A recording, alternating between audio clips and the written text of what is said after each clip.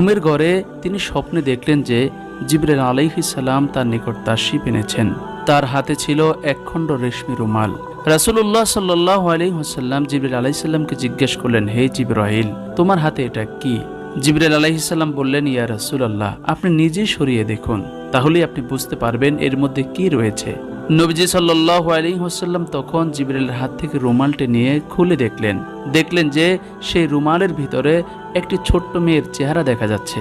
নবীজি দেখে চিনে ফেললেন, এ তো আর কেউ নয়, এ তো আমার প্রিয় বন্ধু আবু বকরের মেয়ে আয়েশার চেহারা। নবীজি তখন জিবরাইলকে লক্ষ্য করে বললেন, হে জিবরাইল, আমাকে কেন এই চেহারাটি দেখানো হচ্ছে? হযরত জিবরাইল আলাইহিস সালাম জবাব দিলেন, ইয়া রাসূলুল্লাহ, তিনিই হবেন সেই সৌভাগ্যবতী নারী যিনি এই জীবনে এবং পরজীবনে আপনার স্ত্রী হবেন এবং তার ভালোবাসা দিয়ে আপনার সকল দুঃখ কষ্ট বিরহ ব্যথাকে ভুলিয়ে দিবেন। এই কথাগুলো বলেই জিবরাইল আলাইহিস সালাম